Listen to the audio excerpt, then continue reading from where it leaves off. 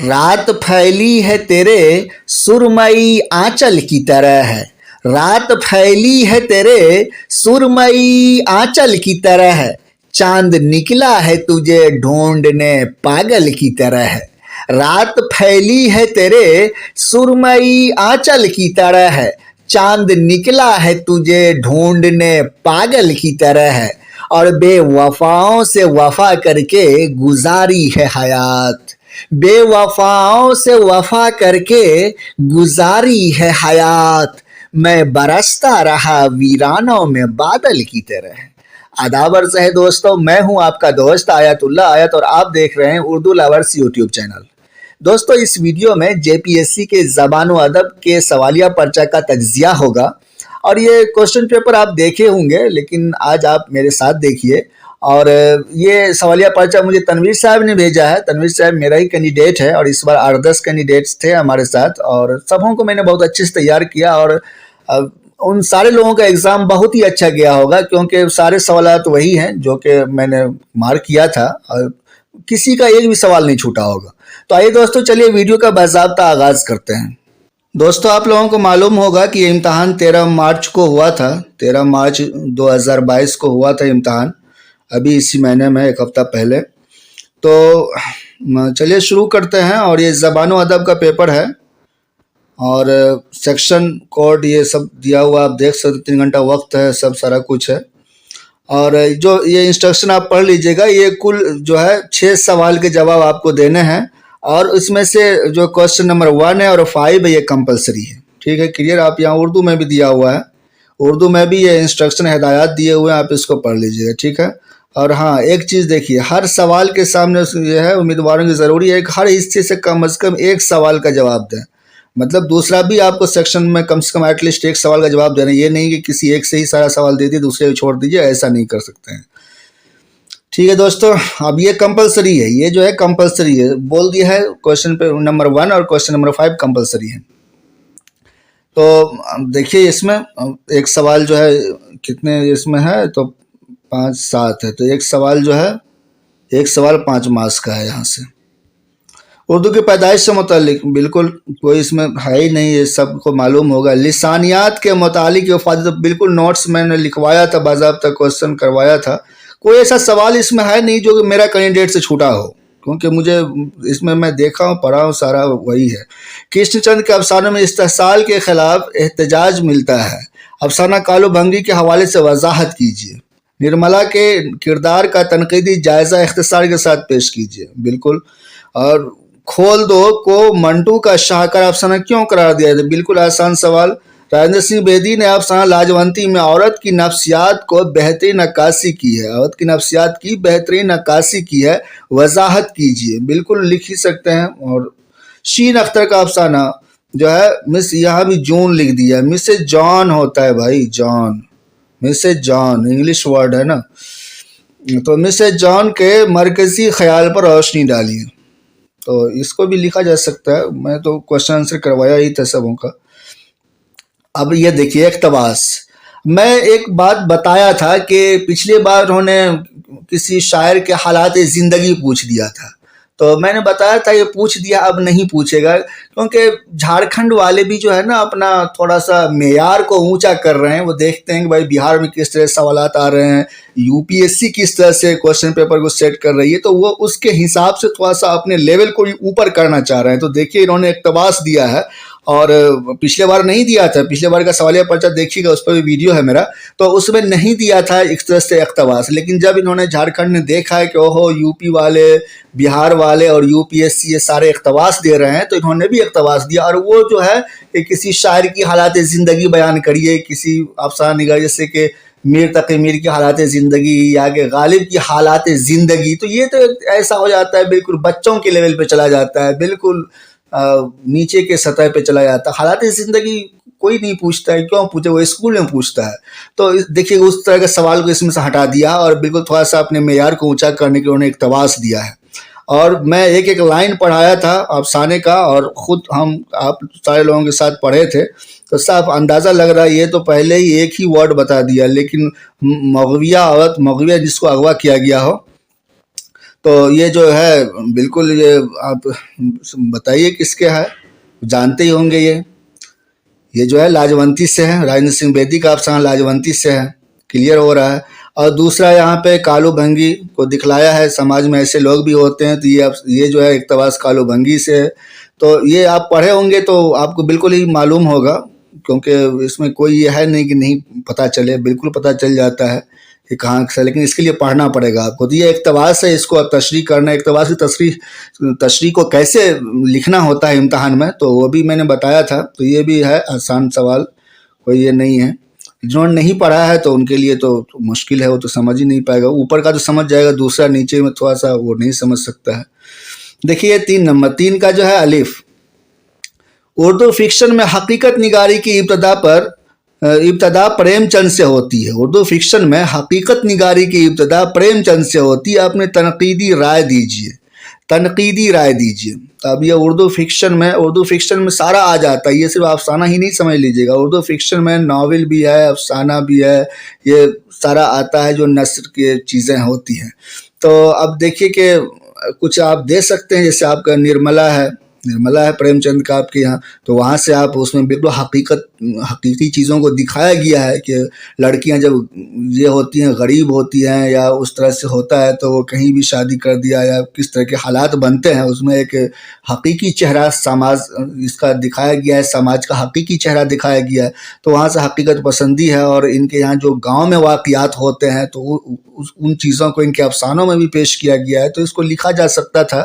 حالانکہ جو ہے اس کے اوپر آپ کو لکھنے میں مواد تھوڑا کم اس لیے ہوگا کیونکہ اس میں اگر صرف آپ نرملا سے دے کے لکھیں گے تو بہت ہوگا، بٹ بہت زیادہ جاندار نہیں ہوگا، کیونکہ آپ کے نصاب میں صرف نرملا ہے، تو اور دوسرے ناولوں سے آپ نہیں دے سکتے ہیں، افسانہ سے نہیں دے سکتے ہیں، تو یہ ہے۔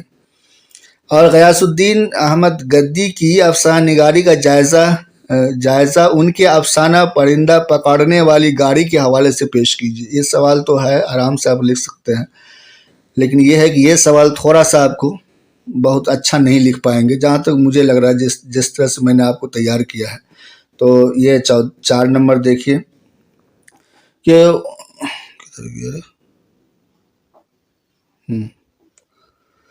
4 نمبر میں ہے کہ اردو رسم الخط کی خوبیوں اور خامیوں کے بارے میں، یہ تو بالکل لکھایا ہوا ہے سوال۔ نصاب میں شامل کسی ایک افسانہ کا، بالکل کسی ایک افسانہ کا آپ تنقیدی جائزہ لکھیے۔ 4 نمبر 3 نمبر کو مت لکھیے، 3 نمبر یہ لگا ہوا ہے ٹک، یہ صحیح ہے، 3 نمبر چھوڑ دیجیے۔ اور آگے بڑھتے ہیں، اب سیکشن بی میں آتے ہیں، ٹھیک ہے۔ ہمیں 6 سوال کرنے ہیں، اوپر سے کتنے سوال ہو گئے؟ تنویر صاحب نے تو پورا لکھا ہے ایک دم دبا کے، سارے لوگ لکھے ہوں گے، اس میں کچھ نہیں ہے۔ تو اب سیکشن بی میں آ گئے، سیکشن بی یہاں سے 5 نمبر، یہ کمپلسری سوال ہے، یہ پہلا نمبر اور 5واں نمبر کمپلسری ہے۔ تو دیکھیے درج ذیل 7 سوالوں میں سے کسی 5 کے جواب لکھیے، کسی 5 کا لکھنا ہے۔ میر تقی میر رنج و غم کے شاعر ہیں، وضاحت کیجیے۔ تو بالکل صحیح ہے، ایک دم آرام سے مزے سے لکھے گا انسان۔ مرزا غالب کی غزل گوئی کی فنی و جمالیاتی خوبیوں کے بارے میں اپنے خیالات کا اظہار کیجیے، یہ بھی ایک دم آرام سے لکھ سکتا ہے۔ اقبال کی نظموں میں غزل کی خوبیاں بھی ملتی ہیں، مثالوں کے ساتھ واضح کیجیے۔ کہاں ملتی اقبال کی نظموں میں غزل کی خوبیاں؟ کہاں ملتی ہیں؟ بالکل بھی نہیں ملتی ہیں، نظموں میں غزل کی خوبیاں نہیں ملتی ہے۔ غزلوں میں جو ہے ان کی غزلوں میں نظم کی خوبیاں، مسلسل غزل بہت زیادہ ہے۔ تو یہ جو ہے اکبر الہ آبادی، یہ بہت ریئر کہیں پہ دیکھنے کو ملا ہے، یہ اقبال کے یہاں کہ ان کی جو ہے نظموں میں غزل جیسی خوبصورتی بہت ریئر ہے، لیکن ان کی جو نظمیں ہیں، ان کی جو غزلیں ہیں، ان غزلوں پر ان کی نظم نگاری کے اثرات بہت زیادہ ہیں، کیونکہ مسلسل غزلیں ان کے یہاں بہت زیادہ ہیں۔ تو آپ کو مل جائے گا جب بھی آپ پڑھیں گے۔ اکبر الہ آبادی کی نظم نگاری خصوصیات، آرام سے لکھے گا انسان۔ جمیل مظہری کی شاعرانہ انفرادیت، ان کی نظم ارتقاء کے حوالے سے روشنی ڈالیے، اس کو بھی لکھ سکتا ہے۔ اور حسرت موہانی کی غزلوں میں ایک دل فریب کشش ہوتی ہے، دیکھ رہے ہیں ایسے گھما پھرا کے لکھ دے گا، اسٹوڈنٹ ڈر جاتا ہے، اوہ یہ کیا ہے۔ حسرت موہانی کی غزلوں میں ایک دل فریب کشش ہوتی ہے، اشعار کے حوالے سے وضاحت کیجیے، بالکل وضاحت کیجیے، وہ ہے نہیں کہ کیا تو ہے بہت ہی خوبصورت سی غزل، چپکے رات دن، تو کیسی کشش ہے اس میں، بس اس کے 2 4 5 اشعار لکھیے اور اپنا آگے پیچھے جوڑ کر کے لکھ دیجیے، کیا ہے اس میں، کچھ بھی نہیں ہے۔ نظم بالائے زمینی کے حوالے سے وہاب دانش کی نظم نگاری کا مختصر جائزہ لیجیے، اس پر بھی ہے، تو اس میں کچھ بھی نہیں ہے، سارا کروایا ہوا ہے، کوئی اس میں دقت نہیں۔ داخل نصاب، جو کہ نصاب میں داخل ہو، تو داخل نصاب 6 نمبر کا سوال ہے۔ غالب کی کسی ایک غزل کے 4 اشعار لکھیے اور ان کی تشریح کیجیے۔ کسی ایک غزل کیا، ایک ہی تو غزل ہے، ایک ہی تو غزل شامل ہے، تو کسی ایک غزل لکھنے کا مطلب ہی نہیں ہے۔ تو 4 اشعار ہیں، تو وہ ہے کیا ہے، ہزاروں خواہشیں ایسی ہیں، شاید ہزاروں خواہشیں ایسی ہیں، تو شاید وہی غزل ہے، تو بہت اچھے سے ایکسپلین بھی کیا گیا ہے۔ 4 اشعار آپ کو یاد ہونے چاہیے، کیونکہ یہ بول رہا ہے کہ 4 اشعار، اگر نہیں ہے یاد تو پھر اس سوال کو چھوڑ کے آگے بڑھیے۔ اور بے نمبر میں دیکھیے، اقبال کی نظم ایسے نہیں دینا چاہیے 4 اشعار، کیوں یاد کریں گے بھائی، آپ شعر دیجیے، ہم تشریح کریں گے۔ یہ تھوڑا سا انہوں نے عجیب طرح اس سوال کو رٹنے تو تھوڑی ہوتا ہے کہ ہم رٹ کے بیٹھے ہوئے ہیں، اب اشعار دینا چاہیے، جیسے کہ بہار اور یو پی اور جگہ UPSC میں اشعار دیتا ہے، یا مطلب کہ غزل کے 5 7 اشعار دے دیا۔ اب UPSC نے پوچھا ایک ہی غزل سے آپ 5 7 اشعار دیا، آپ تشریح کریے۔ بہار والے اشعار دیتے ہیں، تشریح کریے، UP والے بھی اشعار دیتے ہیں، تشریح کریے۔ یہ تھوڑی ہوتا ہے کہ ہم رٹ کے بیٹھے ہوئے ہیں۔ یہ بھی سوال اگلے سال دیکھیے گا، جب بھی امتحان ہوگا اس طرح سے نہیں پوچھے گا، یہ 100% اس طرح سے نہیں پوچھے گا کہ 4 اشعار دیجیے اور تشریح کر۔ ویسے یہ بھی ہے کہ غزل اتنی مشہور ہے کہ آپ کو 2 4 اشعار یاد ہونے بھی چاہیے، یہ ہے۔ تو یہ دیکھیے، لینن خدا کے حضور میں اقبال کی نظم ساقی نامہ یا لینن خدا کے حضور کا تنقیدی جائزہ، تو یہ تو ہے، یہ تو آسانی سے لکھ سکتا ہے انسان، لیکن یہ کہ یہ تھوڑا سا جو ہے، اگر جس کو 4 اشعار یاد نہیں ہے تو وہ ان کے لیے یہ، چونکہ آپ 6 نمبر کا سوال تبھی مکمل ہوگا جب آپ الف اور بے دونوں کریں گے۔ 7 نمبر دیکھیے، یہ قواعد ہے، تو جو ہے یہاں سے ایک دم آسان ہے۔ قواعد کے بارے میں تو میں پہلے ہی بتایا تھا کہ ایک دم آسان ہوتا ہے قواعد میں۔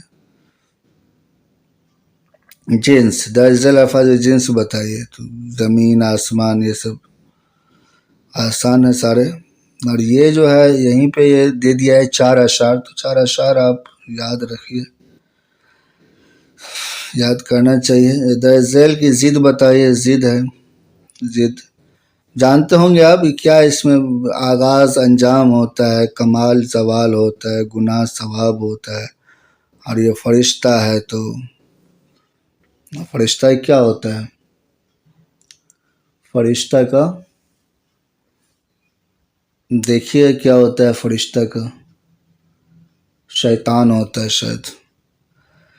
ہاں، تو یہ ہے، بس اتنا سا ہے، اب اس تو ختم ہو گیا۔ تو دیکھیے سوالات بہت اچھے بنائے، آسان سوال ہے، اس میں کوئی یہ نہیں ہے، ایک آدھ سوال تو ٹیڑھا میرا ہر جگہ رہتا ہی ہے، بٹ یہ آسان سوال انہوں نے کیا ہے۔ ایک تو یہ سوال ہے جو کہ ہم نے بہت، ویسے ہم نے نہیں بولا تھا کہ بھائی آپ 4 اشعار یاد کر لیجئے کسی بھی غزل کے، یا کہ اشعار کو زبانی یاد ہونا چاہیے۔ ہاں، جب وہ تنقیدی مضمون کہتا ہے لکھنے کے لیے کہ بھائی غالب کی شاعری پر تنقیدی مضمون لکھیے، تب آپ کو 2 4 اشعار وہاں سے دینے ہوں گے۔